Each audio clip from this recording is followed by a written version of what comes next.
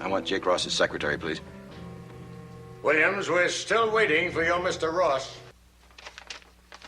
We have now been here 34 minutes, Mr. Williams. This is a communication from Jake Ross. Would you be so kind as to share its contents with us? I can give you the sense of it very quickly, Mr. Misrell. This is Jake Ross's resignation. He's moving over to another agency. And he's taking the automobile account with him. that account represented a gross billing of something in the neighborhood of $3 million a year. And how many times have you promised it to me?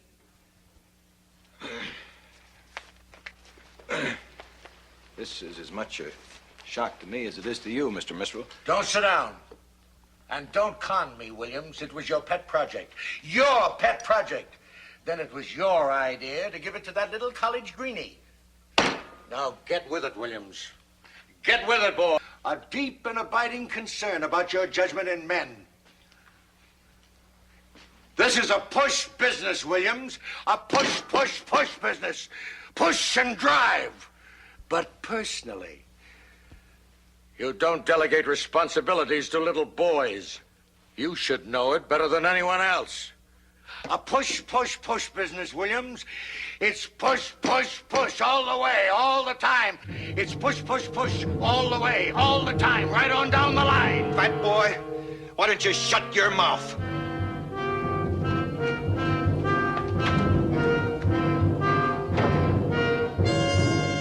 Olá, ouvinte, seja bem-vindo à nossa Zona do Crepúsculo. Eu sou a Angélica. E eu sou o Marcos. E hoje nós falaremos sobre um episódio que tem gatilho, tá? Tem um trigger warning aí de suicídio. Então, se você estiver passando por um momento complicado da sua vida, você não escute esse episódio, tá? Escute outros episódios que tratam de outros temas. Para qualquer ajuda, Disque 188, tá?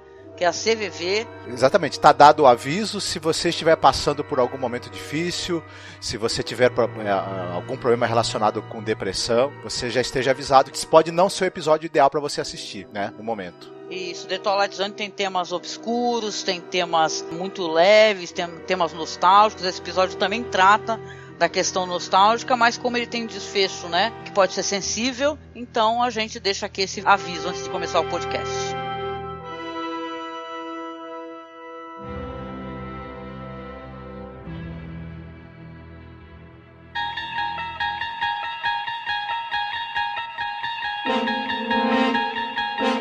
Há uma quinta dimensão, além daquelas conhecidas pelo homem.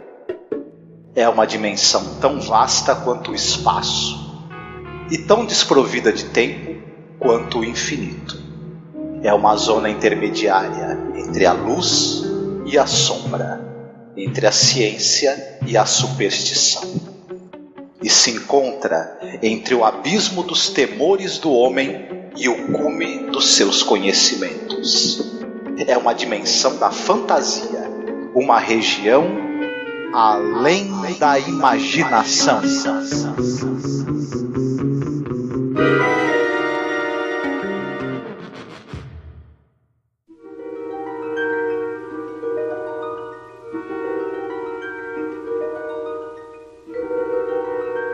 Hoje falaremos do episódio A Stop at Willoughby, uma parada em Willoughby, episódio que ele foi ao ar dia 6 de maio de 1960, com a direção do Robert Parrish, roteiro do Rod Serling, estrelando James Daly, Howard Smith. Ele é o episódio número 30 da primeira temporada, e detalhe, o Rod Serling dizia que esse era o episódio preferido dele da primeira temporada, o que ele mais gostava. Exatamente, né? Interessante quando o produtor fala sobre qual é o episódio que ele prefere, né? É curioso, né? Até porque a audiência tem lá suas escolhas, né?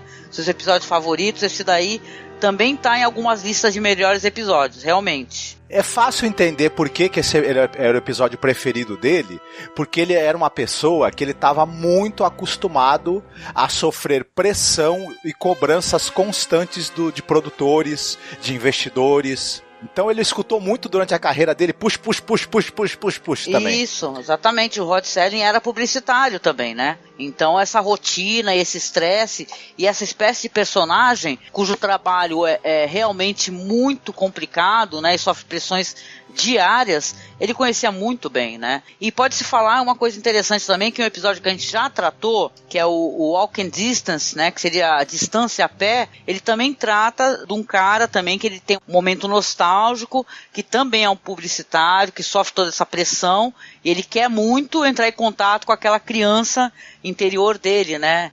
Da qual ele quer inclusive avisar, né? Que o futuro é um futuro complicado, para que ele aproveite a vida, né? Carpe diem, basicamente. Sim, a cidade que ela é citada no episódio, Willoughby, ela existe mesmo, ela é a única cidade americana que tem esse nome, ela não tem nenhum homônimo, né? E olha que nos milhares e milhares e milhares de municípios americanos você poderia ter uma com o mesmo nome, mas não tem. E ela é uma cidade do estado de Ohio, do condado de Lake, ela é uma espécie de subúrbio ali de Cleveland, né? As linhas de trem que são citadas no episódio, elas realmente existem. É basicamente isso. A cidade, ela acabou ficando conhecida, uma cidadezinha, é um subúrbio ali, não tem nada que diferencie ele, mas o episódio trouxe uma certa notoriedade.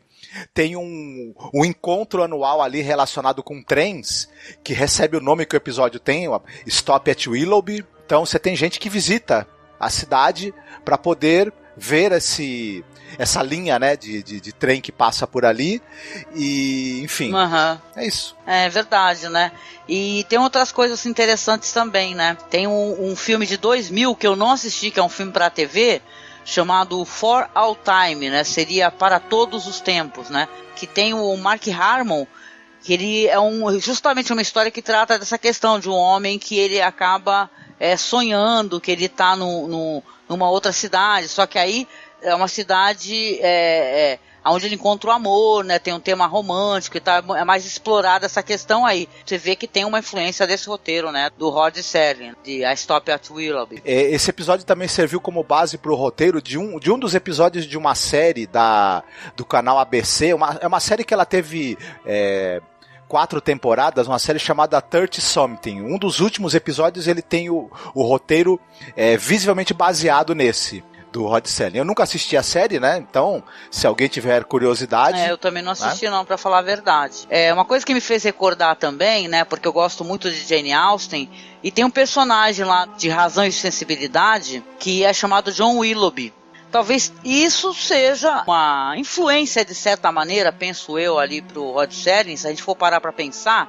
Claro, a gente não está ainda na parte de spoilers, mas a Jane Austen, ela tem essa personagem de Razão e Sensibilidade, que é a Mary Ann, né, Dashwood, que ela tem esse amor, né, e tal, por esse personagem. Depois ela sofre um revés amoroso, né, uma decepção muito grande, e ela vai correndo ali na chuva atrás desse personagem e tal, esse Willoughby, né, e quase morre por causa disso. Então talvez, pensou na minha cabeça, aí eu deixo pro ouvinte também analisar, se ele conhecer essa história da Jane Austen, o quanto que possa ter uma influência nesse nome também, apesar de existir realmente uma cidade chamada Willoughby e tal, né? Se a gente comparar depois, dependendo do que acontece, né, na história aí do Rod Serling, né, de The Twilight Zone, né? O que tu acha? Eu acho que faz sentido, pode ter sido uma referência cruzada, né?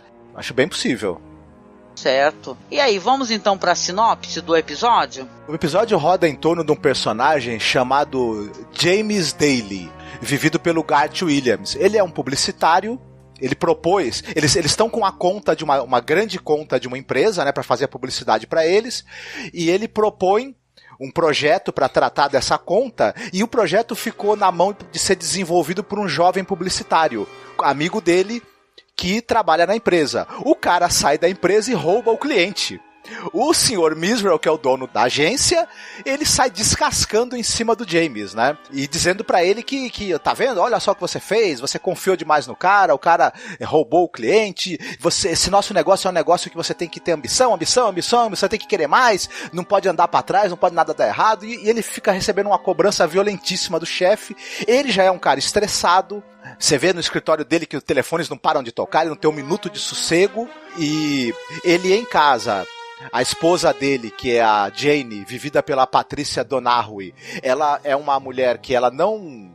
É uma mulher ambiciosa também, que ela quer que o marido tenha sucesso, que o marido consiga muitos bens materiais, uma carreira muito bem sucedida. Ele está numa fase muito ruim, muito desesperada, e ele não encontra o conforto, nem apoio dela, porque ele quer puxar o freio da vida, né? Ele quer parar um pouco, ele quer sossegar, ele tá à beira de uma crise nervosa, e o episódio gira um pouco em torno desse desespero dele. Acontece que quando ele está voltando do trabalho, ele volta de trem para casa, normalmente ele dorme e ele sonha que ele está parando numa pequena cidade, né, de Ohio, no século XIX, chamada Willoughby. Uma cidadezinha maravilhosa, muito calma, muito tranquila, cuja estação de trem fica de frente para uma praça muito bonita, onde tem uma banda tocando, crianças brincando, e o cara que ele é o cobrador de passagens ali do trem, ele fala, ó, paramos em Willoughby, você não quer descer? E ele olha para aquela cidadezinha tão tranquila, tão maravilhosa, é onde ele gostaria de passar a vida dele, na verdade. E ele pensa, desço, não desço, caramba, ele acaba não descendo e ele sempre acorda. E esse é um sonho recorrente que ele vai tendo em todas as viagens que ele está voltando do trabalho. O episódio gira em torno disso. Será que em algum momento ele vai resolver parar em Willoughby? Fugir dessa vida dele que tá tão estressante que ele não quer mais? Quem sabe? O episódio é interessante que tem esse negócio de, pra quem assistiu Mad Men, né, ver como é que é essa galera de publicidade. E nesse caso desse cara aí, ele volta pra casa de trem, mas ele não tem essa rotina, né, do pessoal do Mad Men, né, que tem as amantes, enche a cara e tal. O cara, ele simplesmente não consegue dormir, vive cheio de trabalho e preocupações, e ele volta cochilando no trem. E sempre ele tem esse sonho recorrente, né, que tem um homem parando ali, chamando ele, paramos em Willoughby, o senhor vai descer? Paramos em Willoughby, né, e ele tem essa visão, né, que tá tocando música e tal, é um paraíso meio idílico, né, dos anos 60. Então é interessante o episódio, mas pra mim, a gente até conversou sobre isso, pra mim é mais um episódio também, que eu tenho a questionar, é como eles escreveram mal também essa personagem feminina, né, que é a esposa dele, que é a Jane, que ela não tem a menor empatia, assim, sobre ele. O cara, ele tem uma hora que ele tem um surto no trabalho dele, né, ele pega e fica nervoso e tal, volta pra casa desesperado, né, ele grita com o patrão. Aí quando ele chega em casa, ela já tá lá de cara feia, já recebi ligação informando o que você fez no seu trabalho. E ela não tem a menor, entendeu, consideração por ele, sabe? Ao contrário, fala que ele é um homem fraco e tal. Então, putz, pra mim foi horrível, assim, ver como essa personagem foi escrita para ser mega bitch e interesseira e não tá nem aí pra ele enquanto ser humano, né? E sim só pro status que ele possa dar com o trabalho dele, não importando o problema que ele tem de sei lá, de ser um homem estressado. Apesar de ser um homem ali de classe média, alta, você vê que é uma casa enorme, mas é uma casa vazia, né? Você tem aquele ambiente, assim, que é um ambiente de luxo, né? Cara, e quando ele chega em casa só tem a ausência de, sei lá, de generosidade da mulher dele, né? É horrível isso, né? Mais do que estressado. A gente percebe que ele é uma pessoa com óbvios sintomas de depressão, né? Depressão grave, e que ele está ali já a um passo do pânico, né? De ter um quadro de pânico e que possivelmente pode desembocar em ele até fazer uma besteira, né? Ele acaba fazendo algo mais grave. O personagem da Jane, ele é um personagem que ele não tem camadas. Ele é meramente usado para ser mais uma forma de atormentar o cara, pra ele ter esse colapso que a gente tá esperando. Ela é mostrada realmente como alguém sem empatia pelo marido, que só tá interessada na carreira dele, só tá interessada no que ele pode conseguir dar pra ela, né? E se a gente for entender ela como um símbolo, né, ela acabando como metáfora digamos assim, da presença da esposa na vida de um publicitário ou na vida de um profissional que tem uma carreira estressante, é uma representação muito complicada mesmo e muito problemática, sabe? Enfim, como a gente até já tinha comentado, em vários episódios do Além da Imaginação, eu não sei se eu já falei isso, mas eu vou me estender um pouquinho, rapidinho, né? tem representações muito problemáticas das figuras femininas, e em vários episódios, a única mulher que tem no episódio, ela tá lá pra atormentar o personagem e pra tornar a vida dele um inferno. Sim. Não é só nesse, Sim. né? Não, eu quero até, que no meio da tua fala, falar que eu já vi representações assim. Claro, a gente não assistiu, eu pelo menos não assisti todos os episódios possíveis, mas é assim. Tem episódio assim, que a gente vai tratar dele, do cara que não consegue morrer e tal. A mulher é uma vítima, mas ela é uma santa, entendeu? Porque ela atura tudo do cara. Então você se comove assim com aquela mulherzinha coitada. O cara super, né? Aquele negócio do cara hipocondríaco e tal. E a mulher aguentando todos os desmandos dele, né? E toda a grosseria dele, até ela ter um desfecho trágico. E, cara, então, eu vejo, assim, um problema de representação mesmo, entendeu? De como, apesar de ter alguns episódios que tem personagens femininos ali no enfoque principal, são protagonistas, algumas personagens secundárias, principalmente, da série, elas têm sabe, elas são muito mal desenhadas pelo espectador, entendeu? Elas mostram, inclusive, claro, o contexto da época, né? Essa época era assim, né? Quantas obras que a gente já assistiu, quantos filmes existem, por exemplo, a Esposas Perfeitas de Stepford, né, que ele trata desse negócio. Então você vê que é uma época muito complicada, né, que a mulher, ela não tinha agência ali dentro das histórias, né. Eu fico até muito com vontade, que a gente vai tratar daí da Lupino mais pra frente, né? Que tem um momento que tem uma diretora, né? Então isso vai ser bem legal de poder falar. Então, é isso mesmo. Você tem pouquíssimas protagonistas, né? As personagens, elas aparecem um pouco como acessórios nas tramas, né? Tem um outro episódio que a gente vai comentar mais pra frente, em que tem a personagem feminina é a principal, e acho que vou te falar, dá pra contar nos dedos, e que ela é protagonista e que ela não é tutelada por algum homem, que ela é uma protagonista com digamos assim, protagonismo realmente. Tem pouquíssimos mesmo, infelizmente. O episódio, já indo para a parte dos spoilers, ele é um episódio que ele vai tratar sim de suicídio, né? Por isso que a gente deixou esse disclaimer no começo. Porque esse homem, ele vai continuar sofrendo toda essa pressão. Tem momentos, tem uma fala desse chefe dele, né? Que ele é uma pessoa horrível, né? E ele fica o tempo todo push, push, push, push. E ele fala ambição, né? Tipo, seria algo assim em português como vai, vai, vai, vai, vai, vai, algo do gênero. E ele sofre muita pressão, ele fica inclusive escutando o tempo todo essa fala do chefe dele. Que ele tem que alcançar os limites dele, que ele tem que ser ambicioso, que ele não pode se deixar derrubar por isso. E um momento desses aí, ele resolve, né? De tantas idas que ele vai, não seria um condutor, né? Seria um agente ali dentro do trem, pergunta pra ele se ele vai descer, e em certo momento ele fala, olha, quer saber, né, ele tá infeliz em casa, ele tá infeliz no emprego, ele não sabe o que fazer, ele resolve ir pra Willoughby. Aí sim que vai ter o plot twist do episódio, né, Marcos? Porque quando ele resolve ir pra Willoughby, mostra ele chegando, as pessoas o recebendo, lá nessa cidadezinha maravilhosa, tem um molequinho passando ali com os peixes que ele acabou de pegar, pessoas passeando pela cidade para fazer compras, gente parada nas suas varandas e tal, tudo aquele negócio assim de subúrbio, né? E ele chega e você vê que ele é bem recebido, seja bem-vindo, senhor, e tal, nós estávamos esperando o senhor, poxa, vamos pescar e tal, fica todo aquele negocinho de, quando vai para o mundo real, você vê que ele pulou do trem. E aí isso fica bem tétrico, né, nessa história, porque caramba, né, o cara pulou do trem em movimento no meio da neve, e aí aparece ali o corpo dele sendo resgatado. E aí, Marcos, qual que é o plot twist quando a gente vai ver, né, no final? Se eu não me engano, o corpo dele vai ser recolhido por um carro da funerária Willoughby. Não é isso? É Willoughby & Sons, né? Muito bem, Termina com a nota final, inclusive, de ironia, né? E um plot twist mesmo. Tem uma coisa muito interessante, o tratamento visual que é dado pra essa história, ele é muito inteligente.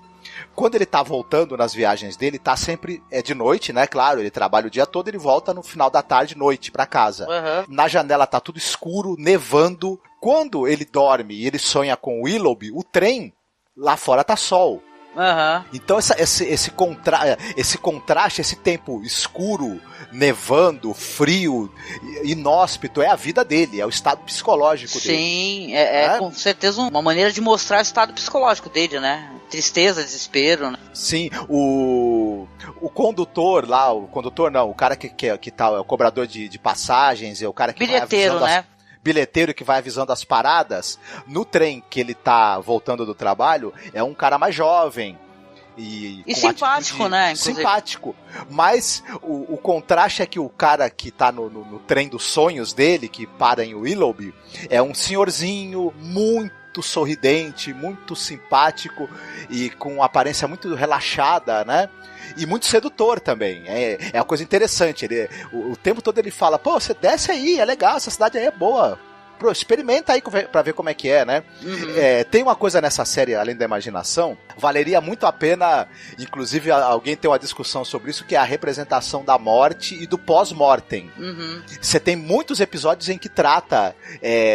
como é que é esse outro mundo onde você vai parar após a morte, né? Então tem muitas representações do inferno, inclusive representações interessantíssimas, engraçadíssimas do inferno, e nada óbvias, e esse é outro episódio onde, de certa maneira, né, a morte tem uma representação muito curiosa. Ela é construída a partir de uma série de metáforas muito interessantes, assim. Eu fico preocupada, assim, a meu ver, a morte, ela se mostra como uma coisa sedutora, sabe, pro cara, porque, o Willoughby é o paraíso, eu vou fugir de todos os meus problemas, né, e tal, né. E é claro que é uma série dos anos 60, onde essas questões, elas eram discutidas, assim, com menos preocupação. Olha só, eu ia falar assim, com menos preocupação do que são discutidas hoje. Porém, porra, tem uma série chamada Os 13 Porquês, né? Então, porra, né? Pros millennials e tal, com tanta gente com problema psicológico, tanta gente precisando de ajuda, e os caras colocam séries como essa no ar, né? Como fizeram com a primeira temporada, sem a menor responsabilidade, né? Então, dá pra ver que, infelizmente, assuntos assim, que são assuntos perigosos, eles ainda são discutidos de maneira... né, irresponsável, na minha opinião. O episódio, a morte é uma rota de fuga, né? Mas fica interessante que a gente percebe que não é uma rota de fuga exatamente para os problemas, mas é uma rota de fuga para profunda angústia, né? Porque ela continua com você mesmo quando os problemas desligam, ela continua ali, né? Tem inclusive essa coisa do personagem, ele tem um pedido de socorro, né? Muito claro e muito eloquente em determinado momento do episódio. Para a mulher dele, inclusive, isso, né? Que não é respondido, né? Que é um pedido de socorro que é ignorado, né? Aliás, não é nem ignorado, ele é respondido com dureza e aspereza, né? E é um contexto assim muito triste, né? Não é à toa que a gente tem esse nosso aviso, né? Porque realmente a história trata a morte e você tirar a própria vida como uma rota de fuga, né? Pra essa angústia que tá atormentando esse personagem, e uma angústia que não vai ter solução tão fácil, né? Na verdade, ele talvez ele devesse puxar o freio na vida dele mesmo e se tratar, obviamente, buscar ter um diagnóstico de depressão, enfim, e buscar outra vida, outro emprego, né? E tudo. É que pra ele foi difícil ele ter a força pra fazer isso, né? Sim, enfim. Sim. Pois é. É isso, a gente falou um pouco sobre o episódio, um episódio muito listado como um dos episódios importantes de The Twilight Zone, porém um pouco problemático assim, apenas recomendá-lo sem fazer nenhuma análise referente a esses temas que ele trata de maneira um pouco, né, qualquer coisa. Eu acho que também vale a pena a gente rapidinho citar que, por exemplo, você tem excelentes atuações, né, nesse episódio, são 3 atores que eles têm uma carreira longa na TV, muito atuantes aí nos anos 50, 60.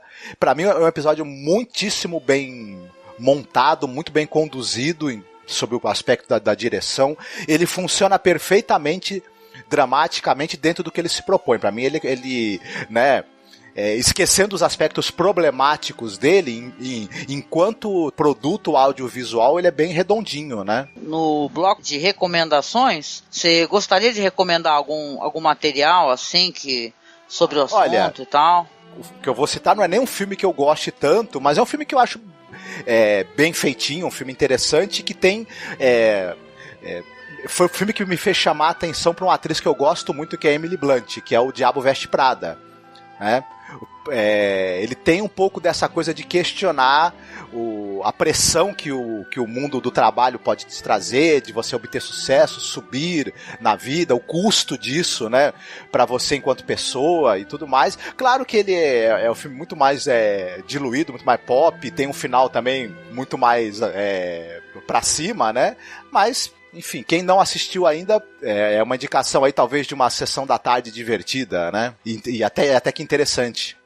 Tá aí. Esse daí é um filme conhecido, né? Um filme pop. Tem toda essa questão da pressão do trabalho. E é uma coisa que me interessa muito, né? Esses filmes que tratam na questão do trabalho. Na minha recomendação aqui, eu acho que eu vou ficar com o filme do Koreeda. Talvez o Depois da Vida. Você já assistiu esse filme aí? O filme do Koreeda? Que ele vai tratar desse negócio, dos momentos mais importantes da vida. Você encontrar com pessoas importantes na sua vida após a morte, né? Eu não assisti esse filme. O cineasta é um cineasta legal, é importante. E ele é um cara, assim, que ele tem uma sensibilidade muito grande, né? Então, é legal você ver como que você pode encontrar, assim, em filmes que tratam desse tema, da temática da morte, né? Filmes que são construtivos, né? Então, tem vários diretores que têm a temática da morte. E tem uns que eles têm essa temática, assim, que é uma coisa mais existencial, mais filosófica, que leva, assim, uma reflexão boa, sabe? Uma reflexão mais positiva, né? Mesmo tratando sobre a morte, né? Eu até mencionei aquele outro filme que eu gosto muito, que é aquele filme A Partida, quando a gente falou com o Alexandre sobre o One for the Angels. Então, são filmes que tratam da morte, mas não tratam a morte como a solução para as coisas. Uma coisa que a gente pode utilizar como análise diária para que a gente possa aproveitar a vida, na verdade, que a gente possa ressignificar muitas coisas na nossa vida, né? Então fica aí então a recomendação do Depois da Vida, do Koreeda, tá? Que é um filme de 95, e o A Partida novamente, porque são filmes realmente legais de se assistir, que não te deixam com um sentimento de angústia, como esse episódio deixa. Eu lembrei também que tem um poema do Manuel Bandeira chamado Passárgada, ou Vou-me embora para Passárgada, onde essa Passárgada é uma cidade mítica, onde tem abundância de tudo, de comida, de prazer, de sexo, de alegria, e ele fala, né, vou-me embora para Passárgada. Ele era um cara que ele tinha uma profunda angústia, porque após ele ter sido diagnosticado com tuberculose, então ele vivia esse medo da morte, essa angústia existencial. Eu recomendaria, na verdade, esse poema, e na verdade a obra poética dele, que está reunida num volume chamado Estrela da Vida Inteira. Ele trata muito dessa coisa da morte como fuga para as angústias da vida e de como conviver com a constante angústia existencial. É uma obra que vale muito a pena, assim, quem estiver procurando alguma coisa para ler em termos de poesia brasileira da melhor qualidade possível, é uma dica aí. Estrela da Vida Inteira, do Manuel Bandeira, sobretudo o texto Passárgada. Muito legal, muito legal. Então estamos chegando aqui ao final do nosso podcast, onde a gente falou sobre esse episódio muito interessante de The Twilight Zone. Você quer deixar alguma mensagem final? Muito bem, você pegue um trem para o melhor momento da sua vida, né? Desça na estação onde você vai encontrar seus amigos, seus familiares, seus entes queridos e vai celebrar a sua vida. Tenha paciência, resiliência e coragem e procure ajuda, que você vai descer numa parada que você vai estar um pouco melhor, tenho certeza. Exatamente. Você não está sozinho, você é amado, você é importante, você é especial. Beijo pra você e até o próximo podcast. Fiquem bem.